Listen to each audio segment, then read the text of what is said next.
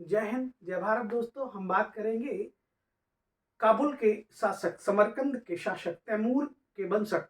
कहते हैं माँ की तरफ से मंगोल चंगेज खां के वंशज थे और पिता की ओर से तैमूर के वंशज थे जहीरुद्दीन मोहम्मद बाबर, जो फरगना के शासक थे।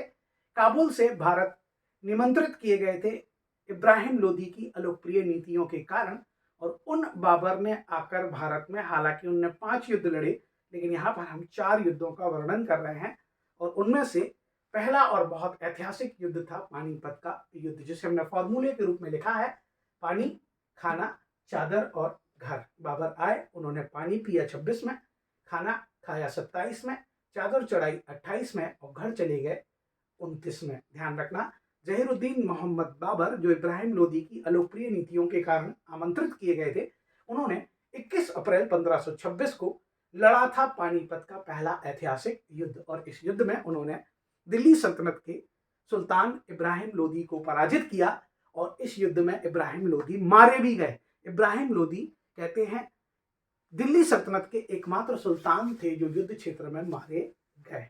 जहीरुद्दीन मोहम्मद द्वारा, बाबर द्वारा, इस युद्ध के बाद मुगल वंश की भारत में स्थापना की गई।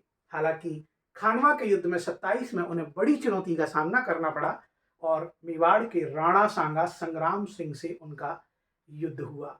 और इस युद्ध में ही बाबर को पहली बार जिहाद का नारा देना पड़ा, जिसमें उन्होंने दारुल हर्ब से दारुल इस्लाम की बात की थी। इस हिंदू भारत को मुस्लिम भारत बनाने का आह्वान बाबर ने किया था। तीसरा युद्ध बाबर ने, कहते हैं, चंदेरी के मेदिनी राय के खिलाफ लड़ा था। मध्य प्रदेश के अशोकनगर जिले में स्थित है चंदेरी। उस चंदेरी के मेदिनी राय के खिलाफ लड़ा था उन्होंने चंदेरी का युद्ध। और इस युद्ध में भी उन्हें जिहाद के नारे का सहयोग या सहारा लेना पड़ा था। अंत में 1529 में बाबर के सामने चुनौती प्रस्तुत की थी इब्राहिम लोदी के चचेरे भाई महमूद लोदी ने।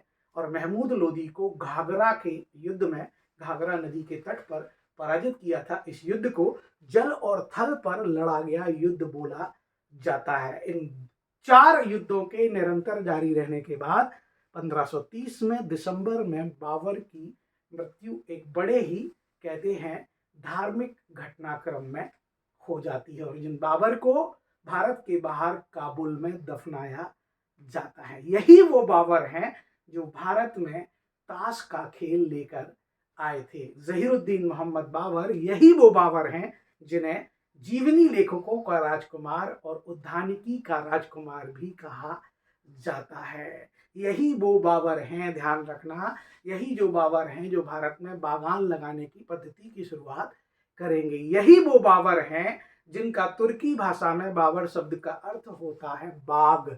यही वो बाबर हैं, ध्यान रखना, जिन्होंने, कहते हैं, अपनी आत्मकथा तुर्की भाषा में लिखी थी, तुजक ए बाबरी, जिसे तुर्की भाषा का सर्वश्रेष्ठ ग्रंथ माना जाता है। तो संक्षिप्त में बाबर के युद्धों के साथ ये है बाबर के व्यक्तित्व की चर्चा।